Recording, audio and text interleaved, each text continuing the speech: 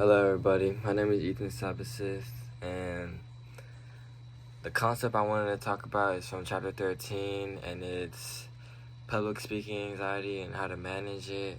And I feel like it's something that a lot of people deal with, especially with public speaking. And this chapter is significant to me because it doesn't just talk about giving a speech and how to talk. It talks about how to feel confident about doing it and tips on how to improve your speech. And if I'm being honest, that's probably the hardest part of speaking is improving your confidence and maintaining your delivery with the confidence. A personal story of mine is when I was in high school, during my first speech class, I had to give my first speech of the year. It was after the introduction speech because that was the first day of school. But I think the first or second week, after the first or second week, we had to do a speech. I forgot what it was about, but it was a speech. And it was like a persuasive speech. And I practiced in the mirror and stuff. I reread my notes over and over again. I memorized some parts too.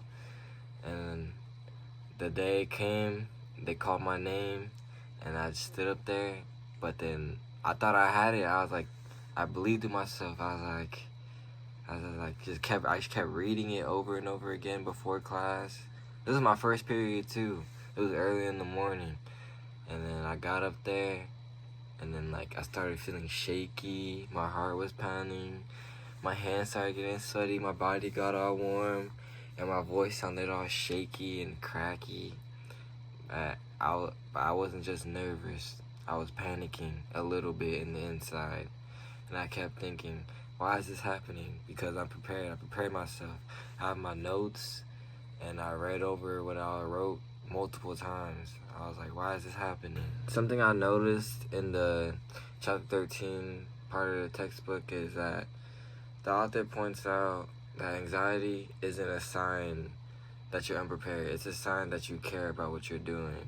And I can really relate to that because I get anxiety of whenever I'm prepping for a test, an exam, a review.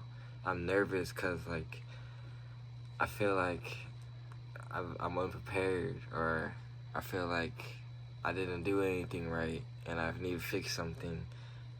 And then when I read that in chapter 13, that anxiety isn't a sign that you're unprepared, it's a sign that you care, I can resonate with that.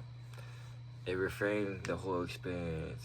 I wasn't failing, I was just feeling. The shift in perspective helped me understand that nerves aren't the enemy. They're actually a sign that I'm doing what matters to me and that I care about it, and it affects me drastically.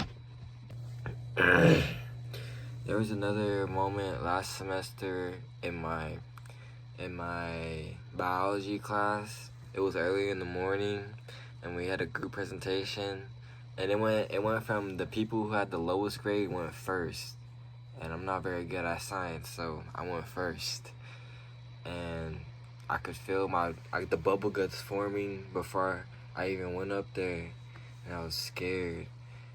And I really wish that I read chapter 13 or took a course for communication last semester, because I had to do a lot of presentations in science and I was very nerve-wracked.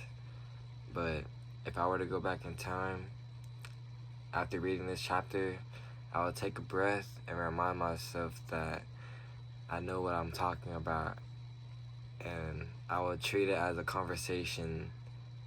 Because one thing I always kept in my mind too while giving presentations is that people may forget about it within 10 minutes or right when they exit the door of the classroom. Some strategies that can help you while giving a speech up in front of a class is treating the speech like a conversation, not a performance. Because that simple change can help a person before giving a speech stop obsessing over being perfect and focus more on connecting with the people in your audience and helping them relate and resonate. And another strategy is practicing out loud, not in your head, not just in your head, but timing yourself and recording yourself and like looking at how you're doing things and speaking and seeing if you're pronouncing your words correctly. It makes you more aware of your pacing and your delivery. Breathing exercises can work too because it like when you're up there, it like calms you down. It slows you down. Just take a deep breath real quick when you're up presenting. Dang, I messed up the word. But there's some routines and strategies that can help you improve your speech. Public speaking anxiety hasn't just disappeared for me magically because it's still a work in progress, but I've learned new strategies within this course to work with it instead of go against my anxiety.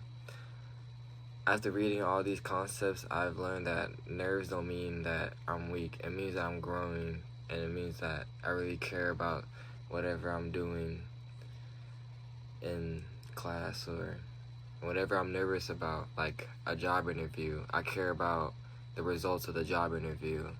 And every time I speak, I feel like I'm getting a little better. I'm improving with every conversation I have.